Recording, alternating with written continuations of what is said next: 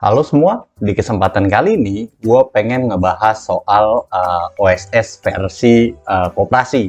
Karena banyak banget koperasi yang kenyataannya tuh nggak bisa kedaftar katanya gara-gara nicknya nggak sesuai. Nah, gue pun sempat mengalami ini nih, bahwa nicknya tuh nggak sesuai dan gue pada akhirnya penasaran. Kenapa sih si nick ini, Nore Induk Koperasi ini kok nggak sesuai sama ketarik sama AU-nya gitu.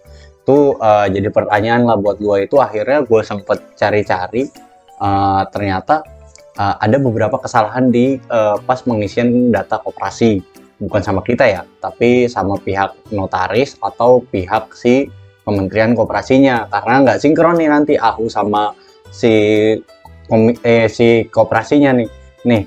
Pertama yang perlu kita lihat adalah ketika kita pertama kali mau ngisi data usaha, kita harus melengkapi dulu data badan si koperasinya. Itu udah jelas ketika ada di ini OSS. Nah, tapi ketika kita mau tarik data NIK-nya, itu nggak ketarik, nggak kedaftar. Itu kenapa ya?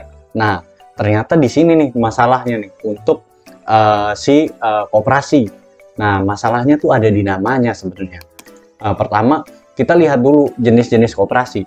Koperasi itu ada jenisnya di Indonesia. Ada koperasi konsumen, ada koperasi produsen, ada koperasi simpan pinjam, ada koperasi pemasaran, ada koperasi jasa. Nah, cara mendaftarkannya di AHU-nya nanti tuh dilihat nih. Cara pendaftaran di AHU-nya tuh pasti selalu begini. Ini adalah koperasi konsumen rezeki sinar bulan misalkan.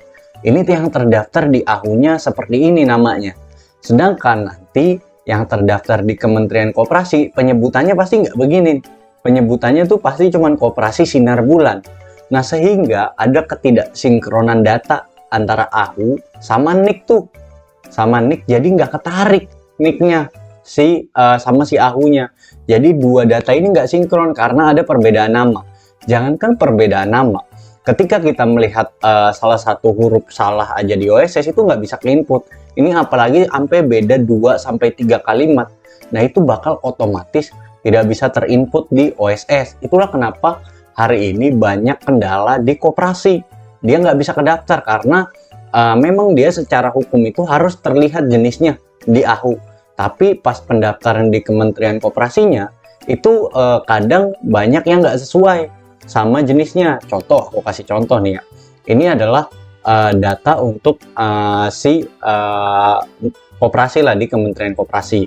Nah, contoh nih, ini Orzawa Sativa Semeleu gitu kan. Ini pasti nanti di AHU-nya tulisannya nggak seperti ini nih. Pasti di AHU-nya tertulisnya itu koperasi apa. Terus baru namanya tuh di pojoknya. Jadi nanti nggak sinkron dia datanya antara AHU, administrasi hukum umum, sama si sama si Kementerian Koperasinya. Jadi data NIK-nya tuh nggak bisa ketarik secara sempurna. Jadi otomatis apa? Dia nggak bisa untuk mengisi data. Nah, nggak bisa ngisi data, akhirnya nggak bisa nerbitin NIB, walaupun dia dari awal itu nggak bisa nerbitin NIB dia. Karena kenapa? Karena datanya nggak lengkap. Nah, intinya masalah di koperasi itu ada di namanya. Coba dilihat AHU-nya nih. Teman-teman bisa lihat, cek AHU-nya masing-masing. Udah sama belum sama yang ada di Kementerian Koperasi namanya?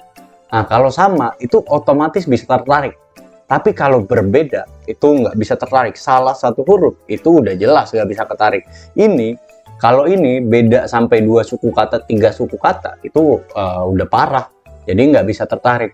Nah, pasti yang teman-teman tanyakan di sini, lantas solusinya apa, Bang, untuk seperti ini?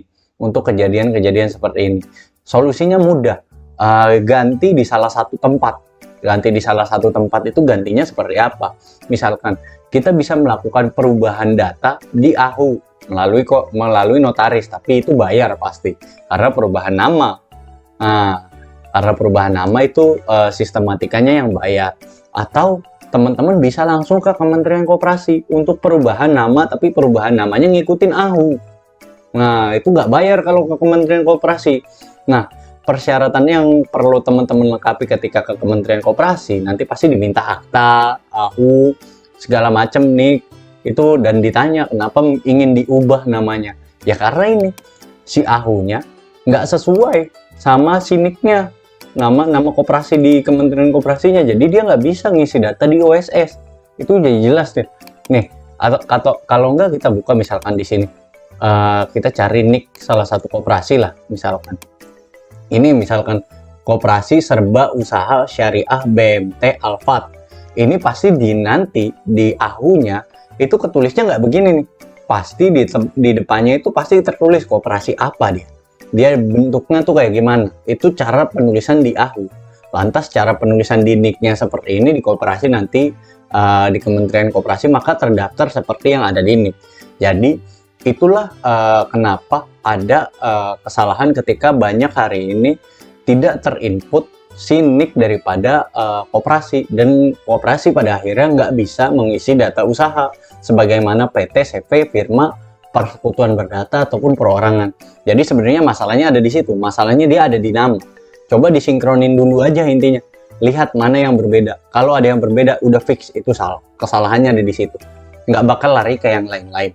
Nah nanti coba dipahami aja salahnya di mana. Aku cuma bisa kasih dua opsi, benahin dari AHU-nya melalui notaris, itu biasanya bayar 1 juta sampai 2 juta, atau lari ke Kementerian Koperasi untuk ngikutin penyebutan nama melalui AHU. Tapi ini otomatis nama koperasinya nanti berubah di nicknya karena mengikuti penyebutan dari AHU gitu. Oke, cuman itu yang bisa aku sampaikan di sharing aku kali ini terkait dengan koperasi di sistem OSS.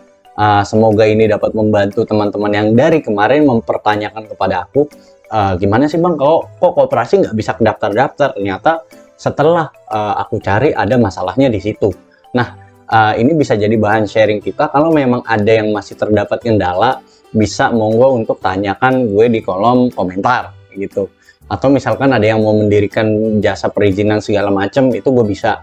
Lantas tinggal masukin aja di kolom komentar, tinggal bilang bang gue pengen pakai jasa lu dong untuk ngerbitin perizinan. Itu gampang, nanti gue urusin perizinannya ya. Yang penting you know lah, ketika di zaman sekarang lu nyuruh gue, otomatis harus ada uang jasa di situ. Itu udah jelas lah, orang zaman sekarang tau lah ada hal itu, kecuali lu hidup di zaman batu gitu yang sistemnya gue mempekerjakan gue tuh karena lu lebih tinggi kekuatannya daripada gue. Tapi karena ini zaman udah seperti ini ya, you know, ketika gue mengeluarkan keringat untuk mengeluarkan jasa dan mengerjakan tugas lu, ya lu harus tahu timbal baliknya gitu.